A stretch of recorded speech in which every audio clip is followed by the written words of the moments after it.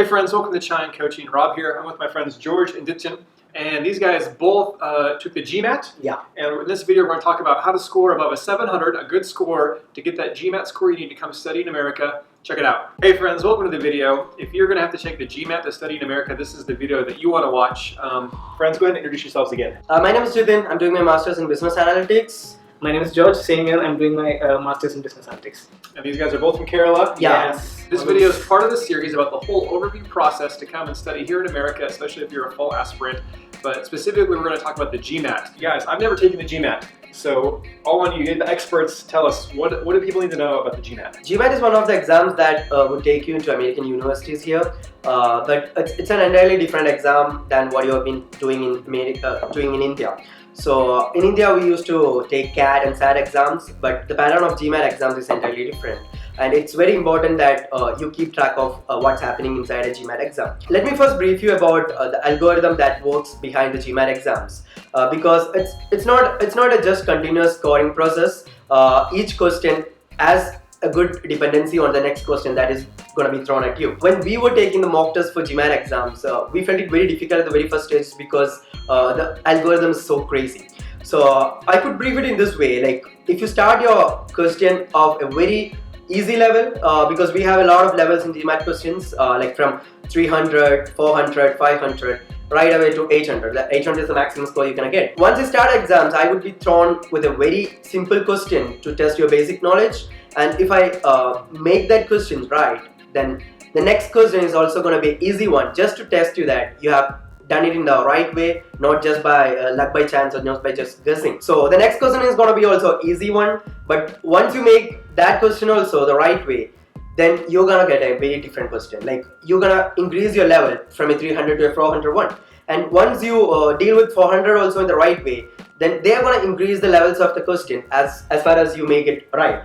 And once in between you start to make a successive wrong answers, they're gonna penalize you into again like the 300 or 400 range. So this algorithm works all throughout the exam, and then it goes on to 700, 800, where the level of the questions becomes too tough, and that's the point where you make a lot of mistakes. But the good aspects of GMAT exam is that once you make a mistake at 700 or maybe 600 level questions, you are not gonna get penalized as much as you're gonna get penalized for easy questions. I think start off by taking a mock test. Yeah. It kind of tells you where you stand, so you can understand where you're weak at, where you're strong at. So start from there. And people tend to say, quant is pretty easy. Don't focus on quant that much. I think that is false, because as Jithin said, it's an algorithm. So the tougher you get, the higher levels you get, I think the questions start to get very tricky. It's not that easy. Trust me, it's not that easy at the higher levels. So I think you need to focus on your quants as well. Yes. And the verbal section. So there's quant and verbal, yeah. These two different types of sections. Tell us what those mean. Yeah. Let me start with the verbal section first. In verbal, we have three sections. One is critical reasoning, one is sentence correction, and other is paragraph writing, reading comprehension. Yeah. So these are the main three sections that we have in the GMAT exam, and all these sections are independent of each other, and because the format for each of these sections are different. Once you start with critical reasoning, it's all about your logic. It's all about how you interpret your question and how you make logical answers to that. And sentence correction is something that you'll be given with a sentence, and they purposefully make some mistakes in the sentence, and you'll have to correct the sentences. But it's not that easy as if we are looking into normal sentences, because they make it so complicated that you get confused within the options, that you try to figure out, yeah, this is the answer, and later on you're thinking again, you may get a feeling that no, it's not the answer, this may be the, because answers are so close enough that you pretty well make mistakes. And going to reading comprehension, this is the good part. I feel pretty much easy to attempt, but that's what I felt when I was studying for my GMAT, but that's not the case actually. Reading comprehension is gonna get you into trouble a lot of times, because they're gonna give you passages that are not making any sense to you, but not interesting anymore, like political scenes and all. At times you don't even understand what you're reading about. But bet me, once you start practicing these sections, you don't need to understand entire meaning of what's going on in paragraph, because you have got a lot of tricks to answer these questions. That's how it works out in the reading comprehension. Once you start with your preparations, I must say you should give thorough focus on each of these sections, because each of these sections, as I said, it's independent. So once you start losing marks in critical sections, your score is gonna go low. It's not like you do good in critical sessions and you do bad in the other two sessions, because once you start doing bad in any one of the sessions, the entire score is gonna be like, it's gonna go very low. The algorithm is taking. Yeah, algorithm is taking very low, man. Alright. So you have to prepare yourself for all three sections with the same kind of concentration. You can't just keep on one section telling that I'm good at reading paragraph, I'm not good at critical reasoning. The actual scenario for the exam is like you have to be getting close enough in your answers in all three sections. So Jithin talked about verbal. George, you want to talk about the quant? Yeah, and I might want to add one thing to the verbal as well. Okay. And I honestly feel that it's more about strategy. You don't need to be really super good at Exactly. It's more about strategizing. Even if you are a really good reader, I don't think it matters much when you're doing the reading comprehension, because you don't get that much of a time to go about it. So what I would say is, have some technique, have a good mentor. They'll teach you how to go about it. So do that. I think it's the most important thing. Yeah. And regarding quant, as I said, most people tend to think that quant is pretty easy. Yeah. But in the higher levels, it tends to be very difficult. So practice a lot. Do a lot of questions. Get those old questions. Do those question banks. So try to get as much practice as you can, and trust me, you will get better at it. So what are resources that people can use to practice and get better? We attended a coaching session which was in Bangalore in Crack Verbal. They had a lot of pretty good question banks and all prepared entirely for this GMAT sessions. But I would say there are a lot of other resources too, like Magoosh, Manhattan and all.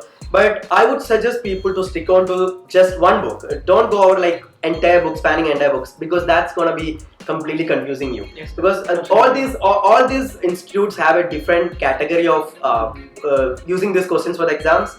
So what I would suggest is that take the GMAT official mock test. That is exact replica of what you're gonna get for the exams. Maybe the level of question changes, but the type of questions is almost the same.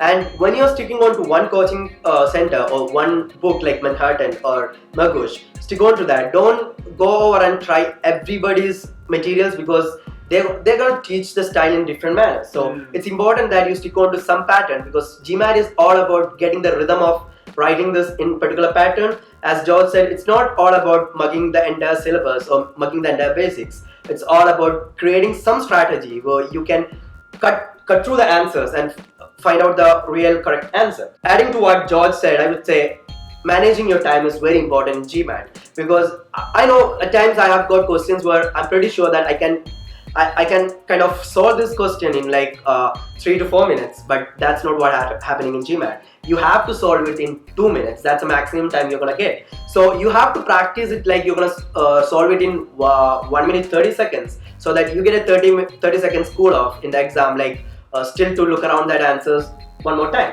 So it's all about strategizing your timing and learning the basic steps and finding some tricks to do this in 2 minutes, because at the end every question seems to be familiar to you, but it's all about how you manage to do it in this 2 minutes. Alright, so you guys had mentioned something about how the strategy is actually more important than just your language skills. Yes. Please share about that. Because I feel that GMAT doesn't test your language skills on such a high level. I mean, they do a little bit. Yeah, you need to know English. You need to know basic grammars. Basic grammars, very important. Basic grammar. For sentence correction, you need to know good grammar. Yeah, and but for reading comprehension, what I'm saying is it's all about strategy. You need to have a technique to figure out how to read that passage in such a short amount of time. Grab the important points, answer the questions correctly. So that's more of a strategy than your language skills. It doesn't matter if you read a lot of books. You can read really fast. I don't think it really matters. Adding on to that, I must say, as you said, grammar is important, because in sentence correction especially, you're gonna be tested basically on grammar skills. But there also, I would say, it's not entirely about being a complete grammatical kind of person. It's all about you finding a strategy to cut through that grammar and specifically find out where your answer is wrong. So it's like in sentence correction, they're gonna give you like 5 options where you're gonna cut through the options and say like this seems pretty much in a good grammarly manner. So I would think that yeah, this is going to be right answer. But in sentence correction, it's all about how the sentence is structured. So that strategy of finding out what is the best sentence comes into picture than grammar itself. So that's what I was telling, that you should know the basic grammatical skills, but apart from that you should have that strategy of cutting through how it's going to take me to the right answer, because you got only 2 minutes in your hand and you can't just sit and check for all the grammars there. So once you start eliminating the answers based on a strategy, it will end up giving you like 2 answers at the last, which will depend on the grammar of the sentence, and that's the position where you're gonna take your grammar skills into hand. Because at the early stage, it's all about eliminating through the answers with some basic strategy, and you make the strategy yourself. And sometimes the coaching centers and all these books teach you this strategy. But it's important that you practice on different levels of questions, that you get used to this strategy. And when the question comes in hand, you can say, yeah, I know the strategies to use for this, and it's so easy. So that's how it works out. That's why we say strategy is more important than your language skills. And when choosing strategy, like Jithin said, I think it's very, very important to follow just one strategy. Yeah. Just follow one method, because different people have different ways of going about a question. So in the exam, you don't want to get confused on which option to choose. Mm-hmm. You don't have that much time. So you really need to know only one technique and be good at it. Yeah. Yeah. So the top score, perfect score is 800. Yeah. What is, I mean, most people aren't going to get an 800. So what is kind of the score that people need to look for to get into good colleges here in America? Any score of like 700 plus would fetch you a very good university. Maybe if you prioritize your universities around like Stanford, Harvard and all. So 700 plus would fetch you a good admit into these universities. And maybe something like 650, 620 would also get you into good universities in US, like UTD and University of Texas, Austin, Arlington. But it is also important that you have a good background. I would say it's all balanced between how your profile looks like and how your scores are.